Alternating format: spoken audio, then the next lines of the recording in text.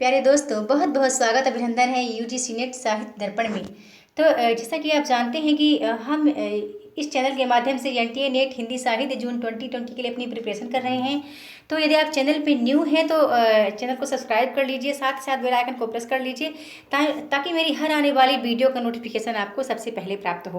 तो दोस्तों, हम आज इकाई 7 में लगा हुआ यह कहानी है, भीष्म साहनी जी की कहानी है चीफ की दावत और अमृतसर, जो कि हमारे एनटीए नेट हिंदी साहित्य के पाठ्यक्रम में लगा हुआ है। तो आज हम इस कहानी को देखने वाले हैं आज की क्लास में। तो चलिए अपनी क्लास की ओर चलते हैं। पहले आती है चीफ की दावत कहानी है। प्रकाशन वर्ष इसका है 1957 ईस्वी। और जैसे कि आपको पता है कि ये भीष्म साहनी जी की कहानियाँ हैं और इनका भीष्म साहनी जी का इनका जो जन्म समय है वो 8 अगस्त 1915 रावलपिंडी, जो कि अब पाकिस्तान में है, माना गया है। इनकी भाषा हिंदी है। इन्होंने हिंदी भाषा में इस कहानी को लिखा है। और बताना चाहूँगी इनकी कुछ विधाएं हम देख लेते हैं, क्योंकि इनकी कुछ विधाओं को बताना यहाँ आवश्यक बन पड़ रहा है, क्योंकि दोस्तों ये ऐसे भीष्म साहनी जी ऐसे लेखक हुए हैं कि इन्होंने हर विधा में अपनी लेखनी चलाई है। तो इनकी विधाएं हैं, कहानी है, नाटक है, उपन्यास है, आत्मकथा, बाल साहित्य। इन विधाओं में इन्होंने अपनी लेखनी के माध्यम से अपने प्रतिभा को निखारा है। और इनकी कुछ प्रमुख कृतियां हम देख लेते हैं। तो कहानी संग्रह में, जो कि बहुत ही महत्वपूर्ण है, कहानी संग्रह के अंतर्गत आती है भाग्य रेखा है, पहला पाठ भटकती राख, पटरियां, वांचू, शोभा यात्रा, निशाचर और पाली है। फिर हमें इनके उपन्यास की बात करें तो उपन्यास इन्होंने लिखे हैं झरोखे, कड़िया बसंती, मायादास की माड़ी, कुंतो, नीलू, नीलमा, नीलोफर। इनकी ये महत्वपूर्ण इनके उपन्यास हैं भीष्म साहनी जी के। और फिर है नाटक है, जो कि बहुत ही इम्पोर्टेंट है एग्जाम में कई बार। मतलब इनके कहने का आशा है कि इनकी जो विधाएं हैं, चाहे उपन्यास हो, कहानी हो, नाटक हो, हर कई मतलब आती ही रहती हैं एग्जाम में, अक्सर पूछ ली जाती हैं। इनका नाटक है कबीरा खड़ा बाजार में, हानूस है, माधवी है, मुआवजे आलमगीर। इन्होंने आत्मकथा लिखी है आज के अतीत, जो कि बहुत ही प्रसिद्ध है आत्मकथा है। और बताना चाहूँगी दोस्तों कि इन्होंने अपनी लेखनी के माध्यम से सामाजिक जीवन की समस्याओं, सामाजिक जीवन की यथार्थता को उजागर किया है। और प्रगतिशील परंपरा के कथाकारों में इनका नाम बड़े आदर के साथ लिया जाता है भीष्म साहनी जी का। तो बताना चाहूँगी कि इनको किस सम्मान से नवाजा गया है। तो दिल्ली अकादमी से दिल्ली का सलाहकार सम्मान और साहित्य अकादमी पुरस्कार से इनको नवाजा गया है भीष्म साहनी जी को। फिर कुछ विशेष देख लेते हैं। तो प्रगतिशील लेखक संघ से गहरा लगाव और 1973 से 1986 तक प्रगतिशील लेखक संघ के महासचिव, कुछ नाटकों और फिल्म में अभिनय भी किया है इन्होंने साहनी जी ने। अब हम देखने वाले हैं आज की कहानी है जो चीफ की दावत। तो उसके जो पात्र हैं, तो उसमें उसके पात्र हैं मिस्टर सामनाथ हैं, पत्नी है और सामनाथ की माँ है, एक विदेशी चीफ हैं जो कि सामनाथ का बॉस है। अब थोड़ा सा हम इस कहानी का शोध सार देख लेते हैं कि इस कहानी के अंतर्गत क्या है। तो इसका सार तथ्य देखते हैं, यानी समीक्षा कहने का आशय है। तो चीफ की दावत भीष्म साहनी द्वारा रचित प्रमुख कहानी है। इस कहानी में उन्होंने मध्यम वर्गीय समाज के खोखलेपन तथा दिखावटीपन को दर्शाया है। इनके द्वारा रचित कहानी आज भी उतनी ही प्रासंगिक है जितनी उस समय थी। भीष्म साहनी ने सामनाथ के माध्यम से शिक्षित युवा पीढ़ी पर करारा व्यंग किया है। आज के शिक्षित युवा वर्ग अपने माता पिता को बोझ समझते हैं, अपनी सुख सुविधा के लिए माता पिता को बोझ समझते हैं। और आज के शिक्षित युवा वर्ग अपने माता पिता को बोझ समझते हैं, अपनी सुख सुविधा के लिए माता पिता को छोड़ देते हैं। अपने बच्चों को काबिल बनाने के लिए माता पिता अपना सर्वस्व समर्पित कर देते हैं। तो ऐसा हम आज की इस चीफ की दावत कहानी के माध्यम से देखने वाले हैं। तो चीफ की दावत एक ऐसी ही कहानी है जिसमें स्वार्थी बेटे सामनाथ को अपनी बूढ़ी माँ का बलिदान नजर नहीं आता। तो हम कुछ विषय वस्तु हैं उसका अध्ययन देख लेते हैं। देखिए इसमें एक इम्पॉर्टेंट क्या है, इस कहानी के अंतर्गत प्रश्न कैसे पूछे जाते हैं। या तो एक संवाद दिया रहता है, उसका हमें बताना रहता है कि संवाद किसका है, या फिर इनकी विषय वस्तु बतानी रहती है, या फिर पात्रों के नाम, या फिर प्रकाशन वर्ष, कहानी का प्रकाशन वर्ष। इस 3-4 टाइप के प्रश्न बनते हैं यहाँ से। तो पहले हम इसका विषय वस्तु देख लेते हैं। तो मानवीयता का अभाव है। एक मैं आपको दृश्य बताना चाहूँगी मानवीयता के अभाव के संबंध में कि सामनाथ दफ्तर में नौकरी करता है। ये इसका आरंभिक जो वो है, सामनाथ क्या है, तो दफ्तर में नौकरी करता है। वह धीरे धीरे उच्च पद पाने की महत्वाकांक्षा रखने लगता है। अपनी महत्वाकांक्षा की पूर्ति के लिए वह विदेश चीफ की खुशामदी करता है।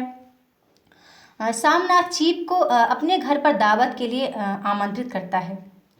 फिर श्यामनाथ के घर पर उसकी पत्नी और बूढ़ी माँ हैं, परंतु वह अपनी माँ की मतलब माँ को इतनी माँ की इतनी कदर नहीं करता। और अब वह अपनी माँ उसकी पत्नी मतलब कहने का आशा है कि जो उसकी माँ है तो वो ज़्यादा ही वृद्ध हो चुकी हैं, यानी गांव से हैं, तो थोड़ा उनके ख्यालात भी पुराने हैं। तो वो अपनी माँ को अनावश्यक सामान की तरह उपेक्षा करता है। वह निरक्षर व बूढ़ी माँ को छिपाना चाहता है। उस दिन जिस दिन चीफ उसके घर पर आएंगे गेस्ट के रूप में, तो वो चाहता है कि माँ उनके सामने नज़र न आए। और फिर क्या है कि वह सोचता है कि चीफ उसकी माँ के साक्षात से नज़र, यदि माँ के मतलब माँ से उसका साक्षात हो जाता है, माँ उसके सामने आ जाएगी, तो कहीं चीफ जो है वो नाराज़ न होगी। इसलिए वह अपनी माँ को चीफ के सामने आने से पहले ही उसकी कोठरी में भेजने को कहता है। अपनी पत्नी से कहता है कि वह माँ को जल्दी ही खाना वाना खिला दे और उसको अपने कमरे में भेज दे। पर उसको डर भी है कि कहीं यदि पार्टी के समय चीफ के सामने माँ अचानक आ गई, मतलब ऐसे ही पोशाक में, यानी साड़ी वाड़ी ऐसे ही पहने हुए, तो वो लज्जित होगा। वो ये भी सोचता है। तो मानवीयता का अभाव है उसके अंदर ना, एक संपूर्ण मानव भरा उसका व्यक्तित्व नहीं है यहाँ पर सामनाथ का। फिर दोस्तों फिर आता है माँ का बलिदान। तो यदि हम माँ के बलिदान के संबंध का एक दृश्य देखें तो जैसे ही सामनाथ अपनी पदोन्नति के लिए अपनी माँ को अकेलेपन का शिकार बना देता है। पर माँ का बलिदान हम देखते हैं कैसे वो सामनाथ के लिए क्या क्या करती हैं। तो फिर वह अपने माँ द्वारा किए गए बलिदान को नहीं समझता, यानी माँ उसके लिए जो काम की है वो उसको नहीं समझ रहा है। उसकी माँ ने जेवर बेचकर इस काबिल बनाया है कि वह दुनिया में सिर उठाकर जी सके, परंतु वह उसके उल्लेख मात्र से ही तिलमिला उठता है। जैसे ही माँ थोड़ा सा भी कभी जिक्र करती है कि मैंने अपने जेवर बेचकर तुझे आज इस काबिल बनाया है, तो वो जल्दी से तिलमिला उठता है। एक कहानी में दृश्य आता है तो वो सामनाथ कहता है, यह कौन सा राग छेड़ दिया माँ, इससे पढ़ाई लिखाई का क्या ताल्लुक है, जो जेवर ही तो बिका है। तो कुछ बनकर ही आया हूँ, ऐसे निकम्मा तो नहीं लौटाया, जितना दिया है उससे दुगना ले लेना। वो अपनी माँ से ऐसे कहता है कि मतलब ये कैसी राग तू छेड़ देती है, पढ़ाई लिखाई से इसका तो कोई ताल्लुक नहीं। जैसे माँ थोड़ा सा भी जिक्र कर देती है कि मैंने पढ़ा लिखा कर तुझे बड़ा किया है। तो यहाँ पर हम देखते हैं कि माँ का बलिदान है। माँ मतलब अपने बच्चे के लिए कितना कुछ कर जाती है, लेकिन बच्चे उसकी कदर नहीं समझते। अब तो माँ द्वारा किए गए समर्पण को वह चंद रुपयों में तौलता है। वो कहता है कि ले लेना अपना जो भी दिया है। कहने का आशा है कि आधुनिक युग में माँ बाप द्वारा किए गए बलिदान को बच्चे भूल जाते हैं तथा अपनी सफलता को अपनी काबिलियत का नाम देते हैं। वो कहते हैं कि हम खुद काबिल थे इसलिए हम सफल हुए हैं। तो ऐसे ही है मिस्टर सामनाथ। फिर आता है एक बूढ़ी माँ के दर्द की कहानी है। वो भी देख लेते हैं कि कैसे जिक्र है एक बूढ़ी माँ के दर्द की कहानी को कैसे जिक्र किया गया, इसमें कैसे किया है साहनी जी ने। तो सामनाथ पूरी तरह पश्चिमी सभ्यता के रंग में रंग चुका है। जो सामनाथ है वो विदेशी टाइप का है।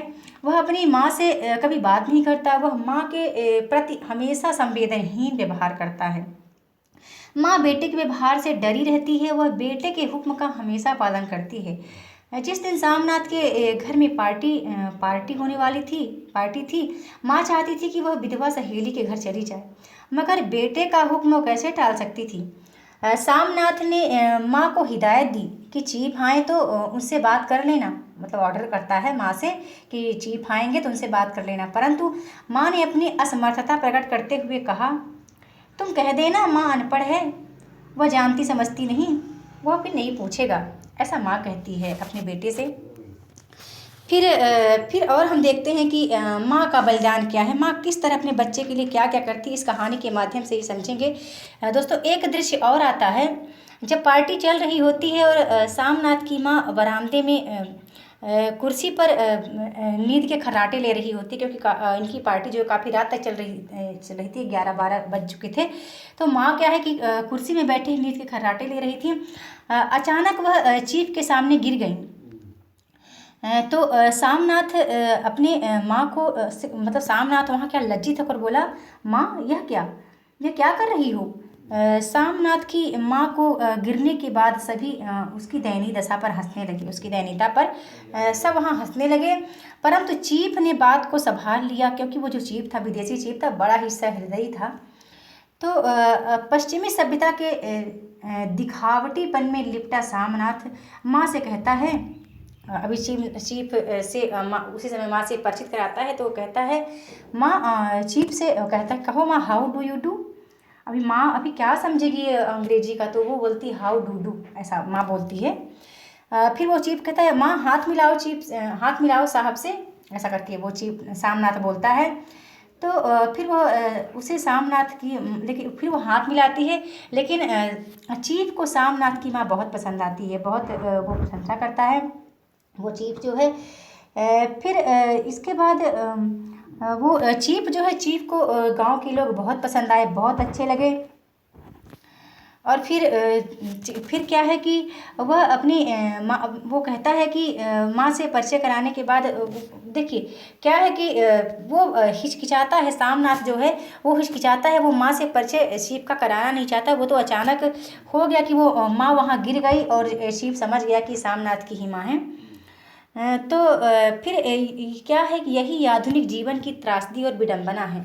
आज भी हमारे यहाँ आधुनिकता में कुछ ऐसा ही देखने को मिलता है दोस्तों। तो बहुत अफसोस होता है कि उस समय की दशा को साहनी जी ने अपने शब्दों में किस तरह व्यक्त किया है, जो आज भी हमें देखने को मिल रहा है। चीफ के गांव के लोग बहुत पसंद आए, चीफ जो था उसको गांव के लोग बहुत पसंद आए। चीफ ने चीफ ने कहा, तब तो तुम्हारी माँ नाचती गाती भी होगी। फिर सामनाथ ने माँ को आदेश दिया, बोला हाँ। वो फिर आदेश देता है माँ को गाने के लिए, कहता है माँ गीत सुना दो साहब को। तो वो बेचारी अभी बेटे की खुशी के लिए वो क्या करती, फिर वो एक गीत भी सुनाती है कि हरियन माए हरियन भैड़ी हरियत भागी भरिया है, वो एक गीत भी गाती है। और फिर क्या दृश्य आता है कि चीफ ने माँ के हाथों से बनी एक फुलकारियाँ देखी, तो वो उसको बहुत पसंद आई चीफ को। तो फिर सामनाथ ने अपनी स्वार्थ पूर्ति के लिए उसको कहता है, साहब नई फुलकारियाँ बना के आपको दे देंगे। यानी फिर वो कहता है कि माँ आपके लिए बना देगी, लेकिन वो माँ की दयनीय स्थिति को नहीं समझता कि माँ हमारी वृद्ध हो चुकी है, इतना स्वार्थी है वो। खुद की पदोन्नति के लिए वो कहता है कि हाँ माँ बना देगी ना। फिर क्या है कि जैसे ही दावत आरंभ हुई, यानी जैसे ही भोजन का काम मतलब प्रारंभ होता है, तो माँ अपनी कोठरी में धीरे से आ गई और बैठकर जोर जोर से रोने लगी। दावत खत्म होते ही मेहमान अपने घर चले गए। सामनाथ के पास फिर इतने में क्या हुआ, जैसे मेहमान अपने घर चले गए तो सामनाथ माँ के पास आकर बोला, माँ दरवाज़ा खोलो। तो वो फिर डर गई कि क्या बात है, कहीं पार्टी में मुझसे कोई गलती तो नहीं हो गई। स्वार्थी बेटे के आवाज़ सुनकर माँ का दिल दहल गया। वो फिर यही बताने आया था फुलकारी के लिए कि माँ साहब के लिए फुलकारी बनाना, या नहीं तो मेरी इज्जत नहीं रहेगी, ऐसा करके वो माँ को फिर वैसे बहलाता फुसलाता है। लेकिन माँ कहती है कि मुझे तू हरिद्वार भेज दे। तो फिर वो क्या है कि वो कहता है कि मैं कैसे भेज दूँ तुम्हें, लोग कहेंगे कि बूढ़ी माँ को भेज दिया, मतलब बहुत ऐसा प्रसंग आता है। तो ये हमने देखा कि एक बूढ़ी माँ के दर्द की कहानी है इस तरह से कि मतलब उसका तन जो वो विधवा बुढ़िया है, उसकी माँ है, उसका तन इतना जर्जर हो चुका है कि वो वृद्धावस्था में ना तो उसके तन काम करते हैं ना उसकी आँखें, फिर भी वो अपने बेटे के लिए मतलब बेटे की खुशी के लिए कुछ भी करने को तैयार हो जाती है। तो और फिर क्या है, इसमें सामाजिक और आर्थिक विडंबना को भी दिखाया गया है इस कहानी में। और फिर हम देखते हैं कि इसका थोड़ा सा निष्कर्ष देख लेते हैं। तो भीष्म साहनी ने चीफ की दावत कहानी के माध्यम से युवा पीढ़ी के संवेदनशील व्यवहार को चित्रित किया है। वे सामाजिक संदर्भ से जुड़े हुए कथाकार थे जिन्होंने अपनी सामनाथ के माध्यम से शिक्षित वर्ग के अशिक्षित आचरण को दर्शाया है। देखिए वो सामनाथ जो है बहुत भले ही वो शिक्षित है, लेकिन वो इतना ऐसा नहीं है कि वो अपनी माँ को वो सहृदय प्रवृत्ति का नहीं है, बहुत ही स्वार्थी और लोभी प्रवृत्ति का है। तथा स्वार्थी बेटे की स्वार्थ भावनाओं को कहानी के माध्यम से उजागर किया गया है। उन्होंने युवा पीढ़ी को यह एहसास दिलाने की कोशिश की है कि हमें रिश्तों की पवित्रता नहीं भूलनी चाहिए, बल्कि अपने पन की भावना रखनी चाहिए, ऐसा ऐसा कहा है इन्होंने, भीष्म साहनी जी ने। तो इसका हमने निष्कर्ष देख लिया। फिर दोस्तों इसके बाद हम नेक्स्ट कहानी देखने वाले हैं। जो हमारी नेक्स्ट कहानी है वो अमृतसर आ गया। ये बड़ी बहुत ही मार्मिक कहानी है, तो थोड़ा सा हम अमृतसर आ गया कहानी को भी देख लेते हैं।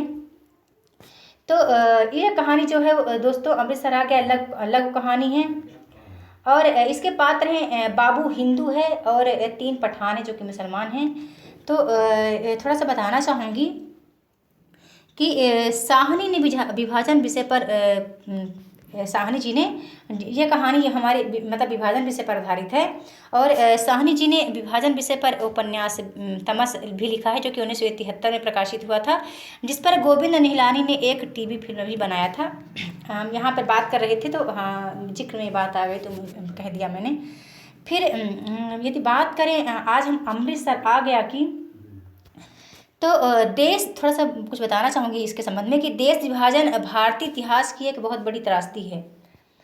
यह भी एक चित्रित विरोधाभास है कि जिस दिन हमारा देश आज़ाद हुआ, उसी दिन जिस दिन हमारा देश आज़ाद हुआ था उसी दिन देश का विभाजन भी हुआ। जिन मूल्यों और मान्यताओं की रक्षा के लिए हम स्वाधीनता संग्राम में संघर्ष करते रहे, विभाजन के समय उन्हीं मूल्यों और मान्यताओं की धज्जियां उड़ती दिखाई दी। आज हम इस कहानी के माध्यम से देखने वाले हैं। तो फिर विभाजन ने लोगों को ऐसे प्रभावित किया, मतलब ऐसे प्रभावित किया ना, तो ना कि केवल वो शारीरिक रूप से बल्कि मानसिक रूप से भी लोगों के जीवन पर इसका प्रभाव पड़ा है विभाजन का ही आज इस कहानी में कुछ दृश्य है जो कि बहुत ही दयनीय है, बहुत ही जो कि इसमें सांप्रदायिकता को दिखाया गया है। तो हम देख लेते हैं। यह भारत के विभाजन के परिदृश्य पर लिखी गई है। कहानी में शरणार्थियों के एक समूह का पाकिस्तान से भारत के सीमावर्ती शहर अमृतसर की ओर यात्रा के दौरान भयावहता और विनाश का वर्णन है। इस कहानी में इसका छोटा सा विषय है, और देख लेते हैं विषय को हम थोड़ा उसके माध्यम से। तो सांप्रदायिकता की समस्या को दिखाया गया है इसमें। यदि हम सांप्रदायिकता की समस्या की बात करें दोस्तों, तो यह जो कहानी है, तो बताना चाहूँगी कि कहानी प्रारंभ में जो है अमृतसर, इसका जो कहानी है, पहले हम इसकी समीक्षा थोड़ा सा देख लेते हैं। समीक्षा के अंतर्गत हम देखने वाले हैं कि अमृतसर आ गया जो है भीष्म साहनी की द्वारा रचित एक बहुचर्चित कहानी है जो भारत पाक विभाजन के परिदृश्य को प्रस्तुत करती है। विभाजन की घोषणा के उपरांत भड़की सांप्रदायिकता की भावना को साकार रूप देने का एक सफल प्रयास साहनी जी ने अपनी कहानी में बखूबी निभाया है। फिर है कि विभाजन के समय जो चिंगारी लोगों के हृदय में सुलग रही थी वह सांप्रदायिक दंगों के रूप में सामने आई। कहानी में साहनी जी ने एक रेलगाड़ी का वर्तमान पाकिस्तान के किसी शहर से निकलकर अलग अलग स्टेशनों पर होते हुए अमृतसर पहुंचने तथा रेल यात्रा के दौरान होने वाले तनाव विवाद को छोटी छोटी बातों घटनाओं के द्वारा दर्शाया गया है। जैसे रेलगाड़ी आगे की ओर बढ़ती है वैसे वैसे तनाव भी बढ़ता चला जाता है।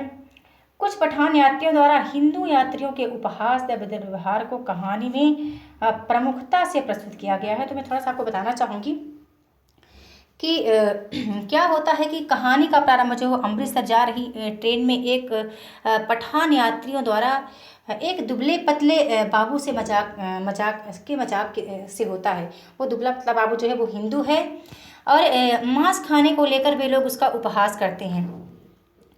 फिर एक दृश्य आता है, वो कहते हैं कि मांस नहीं खाता है बाबू, तो जाओ जनाना डिब्बे में बैठ जाओ, इधर क्या करता है। ये संवाद है इस कहानी का। ऐसा वो तीन पठान जो थे वो उस हिंदू बाबू को बोल देते हैं, तो डिब्बे में बैठा इधर क्या करता है, ऐसा वो बोला उन्होंने।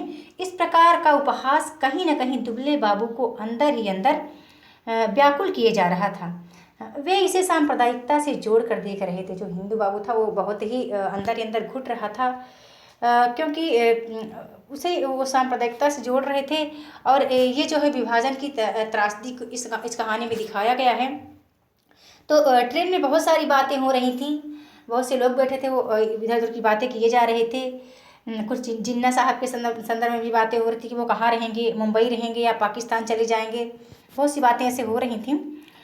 तो फिर क्या हुआ कि उसी गाड़ी में, उसी ट्रेन में क्या होता है कि गाड़ी जब वजीराबाद स्टेशन पर पहुंचती है तो एक हिंदू यात्री अपनी पत्नी और बेटी के साथ उस डिब्बे में आकर सवार हो जाता है। लेकिन उन पठान यात्रियों के द्वारा उनका विरोध किया जाता है। कुछ तीन पठान मुसलमान बैठे थे, वो विरोध करते हैं और वो बार बार उनसे निवेदन करता है। वो जो यात्री आया वो बार बार निवेदन करता है कि टिकट है मेरे पास, मैं बेटिकट नहीं हूँ, लाचारी है, शहर में दंगा हो गया है, बड़ी मुश्किल से स्टेशन तक पहुंचा हूँ। उन पठान यात्रियों को उनका डिब्बे में सवार होना लाजमी नहीं था। फिर क्या हुआ कि वो पठान ने आब देखा न ताब, उन पठानों ने आब देखा न ताब, इधर उधर नहीं देखे, आगे बढ़कर उस मुसाफिर के सीने पर जमकर लात मारी। वो अपने पैर से मारते हैं, पर क्या हुआ कि वह उस मुसाफिर को नहीं, उसकी पत्नी के कलेजे में जा लगी। वह वहीं हाय हाय करके बैठ गई। एक ये भी दृश्य था जो सांप्रदायिक दंगे का बहुत बड़ा कारण बना उस समय।